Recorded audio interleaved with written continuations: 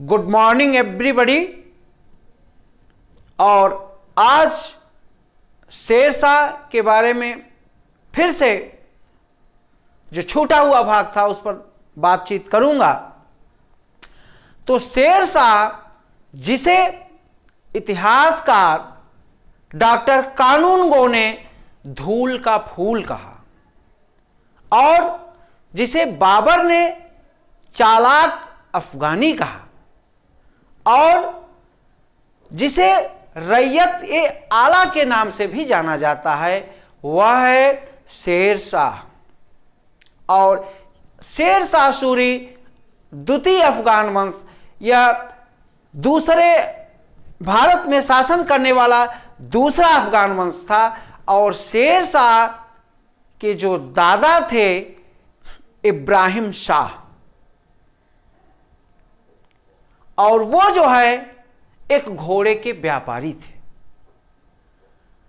अब शेरशाह की तुलना अगर हम करते हैं तो हम शिवाजी से तुलना करेंगे।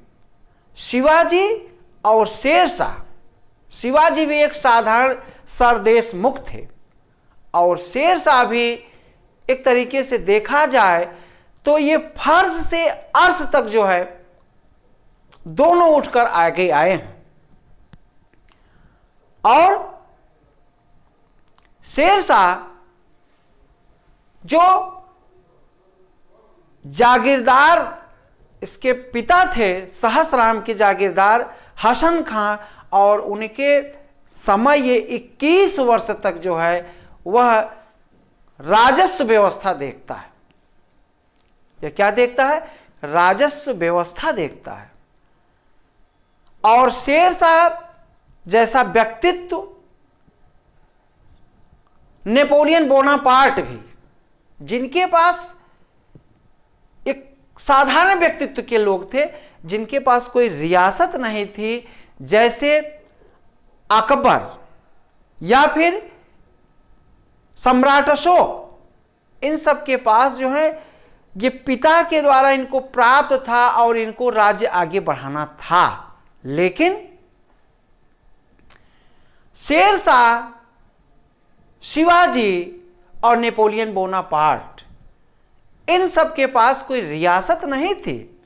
ये अपने से जो है अपने प्रतिभा के बल पर, अपने भुजाओं के बल पर, अपनी डिप्लोमेसी के बल पर ये इतना ऊंचा जाते हैं और भारत के इतिहास के पन्नों पर स्वर्णिम अक्षरों में अपने को अंकित करवा देते हैं। और जैसा कि मैंने बताया कि शेरशाह 21 वर्ष तक जो है वह राजस्व प्रबंध देखता है अपने पिता के निर्देशन में जागीरदारी का। और इसी के कारण वह जो है बहुत सारी चीजें, शासन प्रबंध की, राजस्व व्यवस्था की, सैनिक सुधार की और धार्मिक सहिष्णुता की, यह सब बातें उसमें कूट कूट करके भर जाती हैं। संपूर्ण राज्य इसका 47 भागों में विभाजित था। और देखा जाए तो शिवाजी, शेरशाह जो है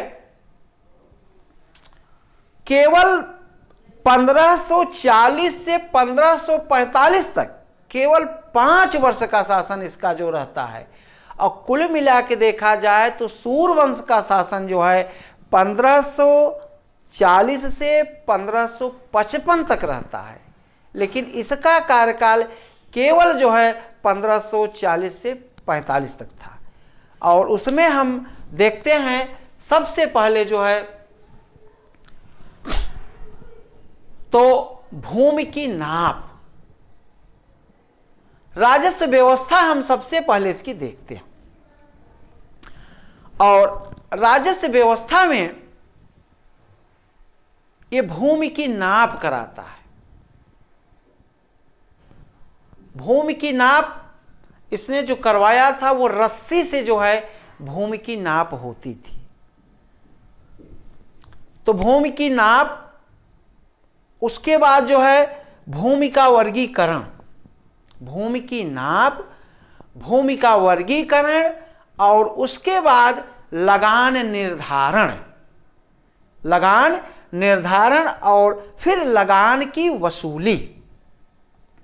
तो भूमि की नाप जो है वह जो है अपने पूरे साम्राज्य की भूमि की नाप शेरशाह करवाता है और रस्सी के द्वारा नाप होती है। एक इसमें दुर्गुण कह लीजिए रस्सी का, जब रस्सी भीग जाती थी तब वो जो है संकुचित हो जाती थी और इससे जो है नाप में थोड़ा कठिनाई होती थी। जब रस्सी भीगी है तो वो जो है कम नापेगी, उसका थोड़ा सा संकुचन हो जाएगा उसमें, और जब रस्सी सूखी रहती थी तो थोड़ा सा जमीन बढ़ जाती थी। तो यह जो है रस्सी की नाप यहाँ सा थोड़ा सा ठीक नहीं था। और अकबर जो है इतिहासकार कानूनगो ने जो है वो शेरशाह को अकबर का अग्रगामी माना है। जो कुछ चीजें, बहुत सारी चीजें अकबर ने शेरशाह से सीखा था, शासन प्रबंध, सैनिक व्यवस्था, धार्मिक सहिष्णुता, यह सारी बातें जो है शेरशाह से सीखता है अकबर। और अकबर के समय जो है वह भूमि की नाप जो है वह लट्ठे से होने लगती है, उसमें कुछ वो सुधार कर देता है। और फिर जो है भूमि का वर्गीकरण, भूमि, खराब भूमि, मध्यम भूमि और उच्च कोट की भूमि, और उस कारण जो है लगान का निर्धारण होता है। खराब भूमि, उसमें जो है कम मात्रा में टैक्स लिया जाएगा। मध्यम भूमि जो है, साधारण भूमि, उसमें थोड़ा सा ज़्यादा, और अच्छी भूमि उसमें टैक्स ज़्यादा। और किसानों से जो टैक्स लिया जाता था वह 1/3, किसानों से जो टैक्स लिया जाता था वह 1/3 लिया जाता था। और 1/3 लगान, 1/3 लगान, और 1/3 लगान जो है वह अन्न भी लिया जाता था और रुपया भी। और जो कर लगान जो है वसूली होती थी वह एक मुखिया के द्वारा होती थी, और कहीं कहीं जो है डायरेक्ट जो है किसान सरकार के कोष में जमा करते थे। और जो ये जमीनें थी वो कर निर्धारण जो है जमीनों को देख करके किया जाता था। जो लगान का निर्धारण जमीनों को देख कर किया जाता था। और लगान का निर्धारण करते वक्त जो है किसानों से दयालुतापूर्ण, नम्रतापूर्ण का व्यवहार किया जाता था। शेरशाह का ऐसा निर्देश था। लेकिन लगान वसूली के समय कड़ाई का पालन किया जाता था। लगान वसूली के समय कड़ाई का पालन किया जाता था। और फिर जो है शेरशाह बाबर के यहां भी जो है उसके साथ भी जो है युद्ध किया था, उसकी सेना में शामिल हुआ था, राजस्व प्रबंध, शासन प्रबंध देखा था।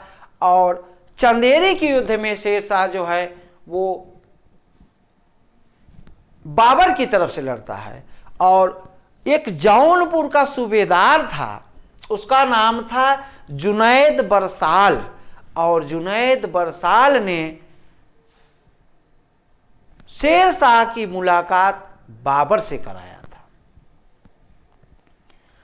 अब राजस्व निर्धारण के बाद, और ये राजस्व जो व्यवस्था थी इसको कौन देखता था, तो इसको देखता था टोडरमल, और यही टोडरमल बाद में जो है अकबर के दरबार में चला जाता है। कहाँ चला जाता है? अकबर के दरबार में। और फिर हम देखेंगे सेना जो है, जिस तरीके दिल्ली सल्तनत में अलाउद्दीन खिलजी ने सुदृढ़ और शक्तिशाली सेना का संगठन किया था, उसी तरीके सुदृढ़, शक्तिशाली और मजबूत सेना का गठन शेर शाह ने किया था। शेर शाह की सेना में 1.5 लाख अश्वारोही थे और 25,000 पैदल सैनिक थे। और यहां पर हम देखेंगे कि शेर शाह जो है में फिरकों, वो फिरका जो थे वहां पर भेदभाव होता था। किसी फिरका के पास ज्यादा सैनिक और किसी फिरका के पास कम सैनिक, यह भेदभाव शेर शाह के सेना में था। हालांकि शेर शाह ने जो है वह जागीरदारी व्यवस्था को समाप्त कर दिया। जो जागीर थी उसको शेर शाह ने समाप्त कर दिया और सुदृढ़ सैनिक और सैनिकों को यह निर्देश था कि जब वो कहीं युद्ध पर जा रहे हों तो किसानों की जमीनों को, किसानों की फसलों को चौपट नहीं करेंगे। और जब सेना चलती थी तो शेर शाह दाएं और बाएं सेना को देखता रहता था, और अगर कोई सैनिक फसल को चौपट किया किसानों की तो उसका कान काट लिया जाता था, उसको दंड दिया जाता था। और ज़्यादा फसल अगर किसान की चौपट हुई है तब जो है राज्य की तरफ से किसान की सहायता की जाती थी, तब जो है किसान की सहायता की जाती थी। और फिर जो है न्याय व्यवस्था शेर शाह के शासन काल में जो है कठोर दंड दिया जाता था, कठोर दंड दिया जाता था। दंड इतना कठोर होता था जिससे आम जनता में यह संदेश जाए कि अगर अपराध करेंगे तो बख्शा नहीं जाएगा। और वह भय इतना व्याप्त था कि कोई भी जो है जल्दी से गलत कार्य, चोरी डकैती नहीं कर सकता था। और दारुल अदालतें होती थी, दारुल अदालतें, और दारुल अदालतों में काजी और मीर अदल, ये न्याय, ये जज का काम करते थे। काजी और मीर अदल ये क्या करते थे? जज का कार्य करते थे।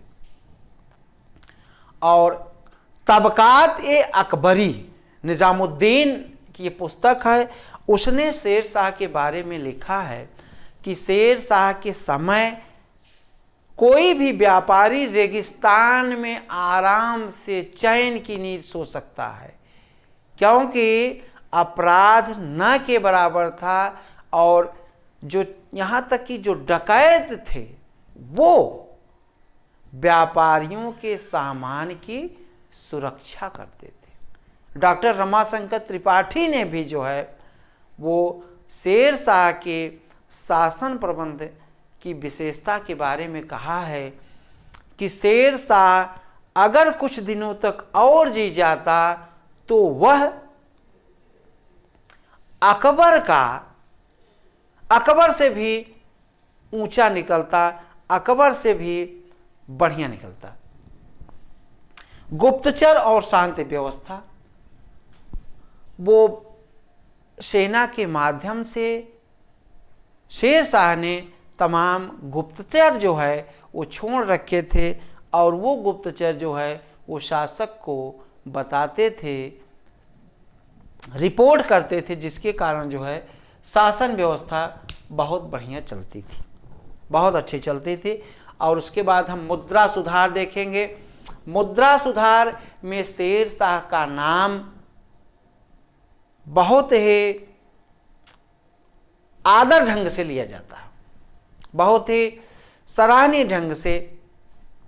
शेर शाह ने 130 ग्रेन का चांदी का 180 ग्रेन का चांदी का सिक्का चलवाया था, 180 ग्रेन का चांदी का सिक्का चलवाया था। और इस सिक्के का नाम वंश था। सिक्के का क्या नाम था? वंश था।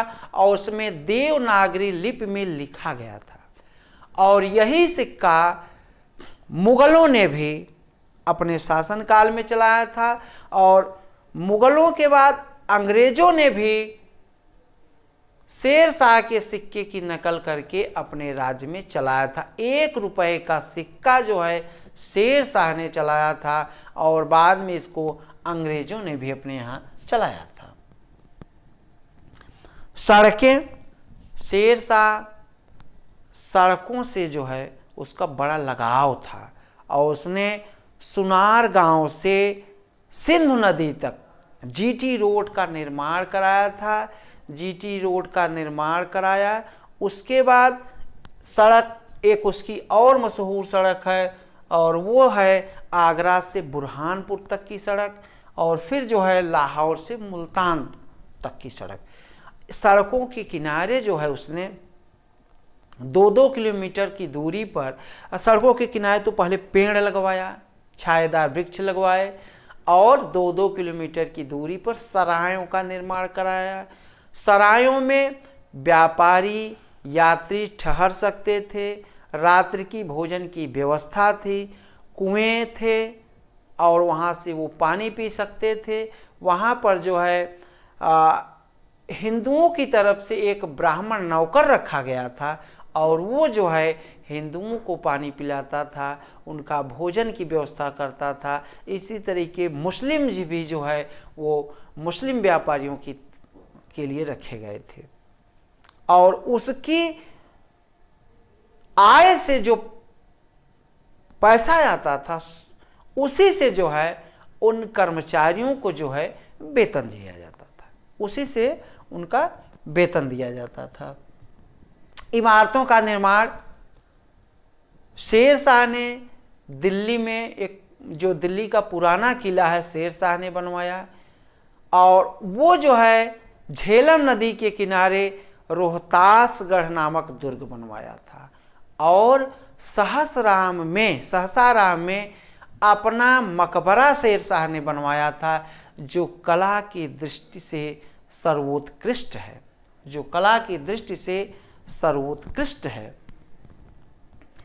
और डाक विभाग किसने स्थापना करवाया था, जिससे चिट्ठियां जो है वो लोगों को आराम से पहुंच सकें।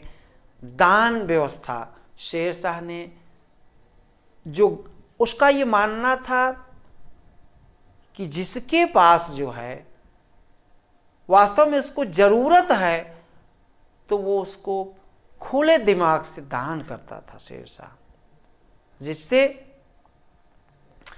शेर शाह का जो शासन था वह प्रजा के हित से संबंधित था। वो जो भी शासन उसने किया, प्रजा को केंद्र में रखा, कि प्रजा को जो है किसी तरीके का कष्ट न पहुंचे।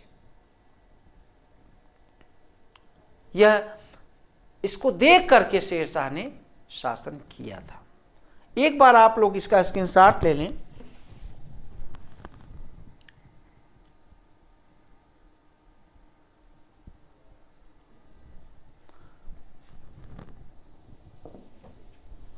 और फिर जो है अकबर का अग्रगामी, हम अगर देखें तो शेर शाह जो है वो अकबर का अग्रगामी था, क्योंकि जो भूमि की व्यवस्था थी, जो राजस्व व्यवस्था थी, जो सैनिक प्रबंध था, जो प्रजाहित प्रजा के हित में शासन, यह सारी चीज़ें अकबर जो है शेर शाह से जो है लेता है। और शेर शाह की जो उपलब्धि है, जो वो एक डिप्लोमेटिक था, दूरदर्शी था, और उसने जो है 2 विधवाओं से विवाह किया था। एक तो लॉर्ड मलिका जो चुनार की विधवा थी, उससे शादी कर लेता है और चुनार का किला मिल जाता है, और उसके बाद बहुत सारी धन संपदा उसको मिल जाती है। और उसी तरीके उसने बीबी फतह मलिका से भी एक विधवा थी, उससे भी वो शादी करके और उसके राज्य को प्राप्त करता है, वहाँ से तमाम धन प्राप्त करता है और उससे अपने साम्राज्य को बढ़ाता है। 1545 में कालिंजर किले पर जो उसने अटैक किया था, उसी समय वो बारूद का निरीक्षण करते समय घायल हो गया था और उसी समय उसकी मृत्यु होती है। फिर जो है उसका पुत्र जो है वो इस्लाम शाह गद्दी पर बैठता है, इस्लाम शाह। और इस्लाम शाह कुछ दिनों तक शासन करता है।